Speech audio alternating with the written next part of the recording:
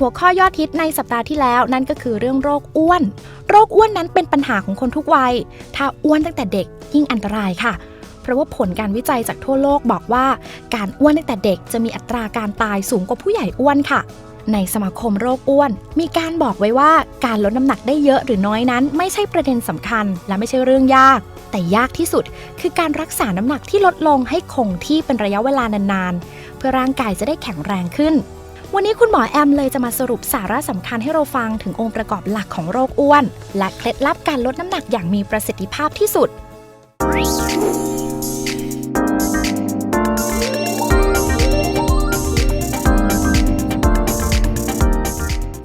วันนี้โรคอ้วนเรามาดูกันมีหลายปัจจัยมากโรคอ้วนก็คือร่างกายมนุษย์เรานี่แหละถ้าเมื่อไหร่เราเริ่มอ้วนขึ้นน้ำตาลเราก็สูงขึ้นเมื่อน้ำตาลเราสูงขึ้นหัวใจก็ทำงานหนักขึ้นน้ำตาลสูงเหมือนกับเราเอาเฮลบูบอยหรือน้ำหวานใส่ไปในเลือดก็ข้นขึ้นเมื่อข้นขึ้นหัวใจเป็นเหมือนกับตัวปั๊มก็ต้องบีบแรงขึ้นเมื่อบีบแรงขึ้นก็ต้องทำงานหนักขึ้นก็ตามมาด้วยเบาหวานก่อนเนี่ยแล้วตามมาด้วยความดันเสร็จเวลาร่างกายเราอ้วนขึ้นขยับตัวช้าลงเราก็จะหิวขึ้นเราก็กินไม่ดีออกกำลังเราก็ออกน้อยเราก็กินผิดปกติเสมอเวลาเรามีครบเบาหวานความดันไขมันใครดูตอนที่แล้วจะจำได้ว่าไปแลกได้2โรคคือโรคหัวใจนะครับโรคเส้นเลือดในสมองตีบนี่คืออันตรายของโรคอ้วนที่เราเห็นตรงๆที่เรามีเห็นไม่ตรงหรือว่าแอบซ่อนมาอีกมีอีกหลายอย่างน้ำหนักขึ้นก็เจ็บเข่าน้ำหนักกดลงไปเยอะพวกนี้ต้องไปเปลี่ยนเข่าน้ำหนักขึ้นช่องคอแคบหายใจกรนนอนแล้วไม่สดชื่นนอนแล้วกรนมากสมองเริ่มไม่สดใสกลางวันง่วงเหงาหาวนอนวันนี้เราก็มาคุยกันว่าทำยังไงดีนะที่ร่างกายเราจะผอมลงหรือผอมลงแบบมีคุณภาพนะครับคนที่มาปรึกษาเรื่องโรคอ้วนเนี่ยแบ่งออกเป็น2กลุ่มแรกคือกลุ่มที่คลาสสิกทำตัวเองคือน้ำมือเรานี่แหละนะกลุ่มแรกคือพวกกินเยอะกินจุบกินจิบกินมากกินน้ำอัดลมตลอดกินน้ำเปล่าไม่เป็นกินทุกอย่างต้องมันต้องทอดต้องอร่อยเท่านั้นสะใจตัวเองไว้ก่อนออกกำลังไม่มีกลุ่มนี้น่ากลัวที่สุดไม่ค่อยเขาเรียกโทษใครไม่ค่อยได้ต้องโทษตัวเองนะครับอีกครึ่งหนึ่งคือกลุ่มที่มีความผิดปกติจากในร่างกายเรากลุ่มนี้อาจจะต้องใช้ผลเลือดเป็นตัวชี้วัดนะครับการดูแลสุขภาพโดยเวชศาสตร์ชะลอวัยเราก็ต้องลงไปดูในกลุ่มนี้ก่อนว่าร่างกายมนุษย์เรากินเข้าไปแล้วไม่กลัวอย่างเดียวคือกินแล้วไม่เผาผลา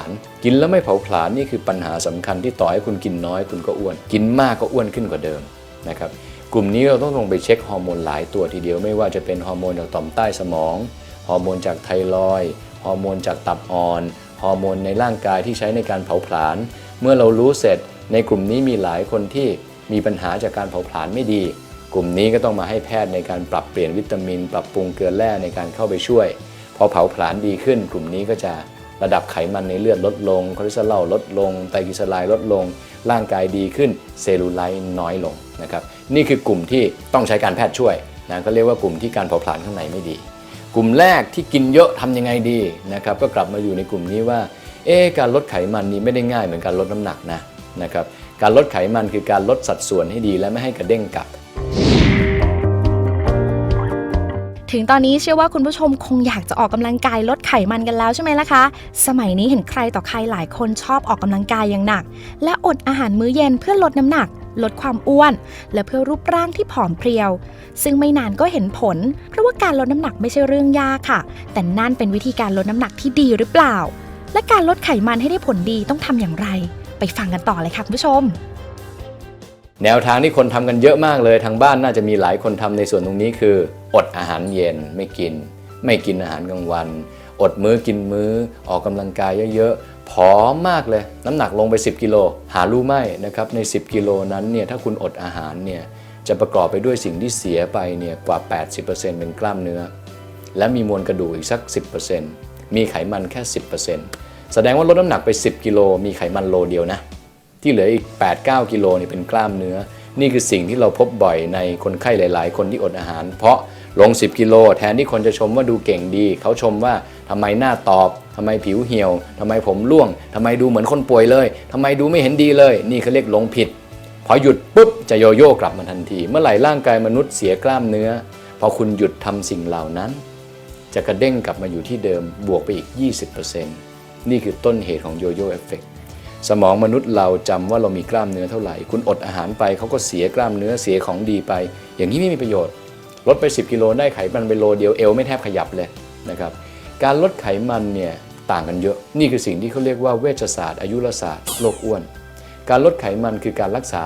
โรคภัยไข้เจ็บการดูแลสุขภาพที่ต้นเหตุเมื่อไหร่ที่เราลดไขมันไปได้สิ่งที่ตามมาคือร่างกายจะแข็งแรงขึ้นไขมันคืออะไรเวลาลดไขมันลงไปเนี่ยมีตัวช่วยอยู่หลายตัวนะครับหมอสรุปให้ฟังสั้นๆว่า 1. เคยพูดไปในตอนแรกๆมื้อเช้ากินอย่างราชามื้อกลางวันกินปกติมื้อเย็นไม่กินแป้งเลยอะไรเป็นแป้งตัดทิ้งให้หมดกินแต่โปรตีนกินแต่ผักกินแต่เนื้อสัตว์กินแต่ปลากินอะไรก็ตามให้เราอิ่มเรากิน4 ทุ่มก็ได้ถ้าเราจะกินทูน่าไม่ว่ากันแต่อย่าไปกินโดนัทอย่าไปกินไอศครีมอย่าไปกินแซนด์วิช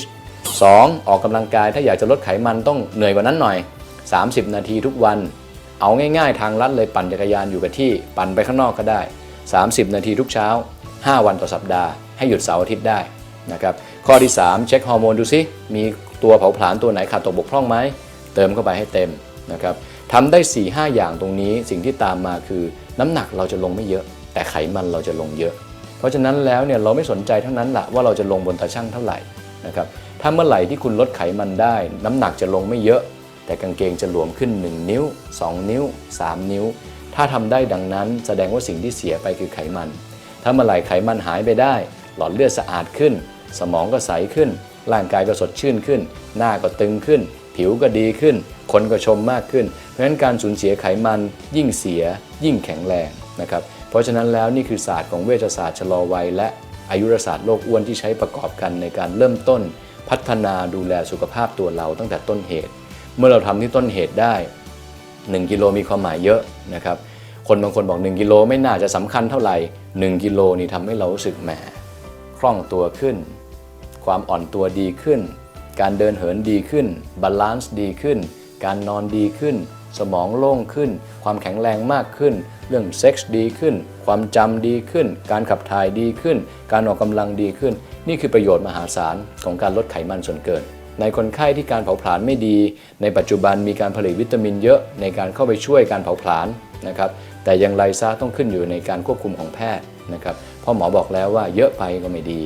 น้อยไปก็ไม่ได้ผลถ้าเราทำให้พอดีอยู่ตรงกลางได้สิ่งที่ตามมาคือความสำเร็จและอายุที่ยืนยาวแน่นอน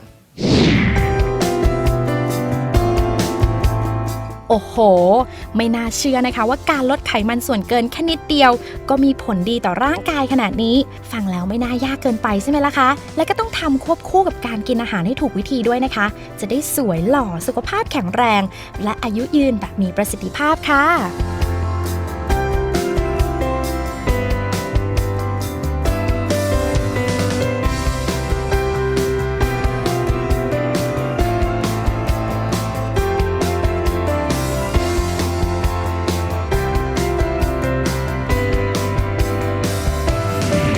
ขอบคุณคุณหมอแอมคุณหมอตนุพลอย่างมากเลยนะคะที่มาให้ความรู้เราเกี่ยวกับเรื่องของเวชศาสตร์ชะลอวัยค่ะก็เป็นอีกหนึ่งเรื่องที่จริงๆแล้วคุณผู้ชายคุณผู้หญิง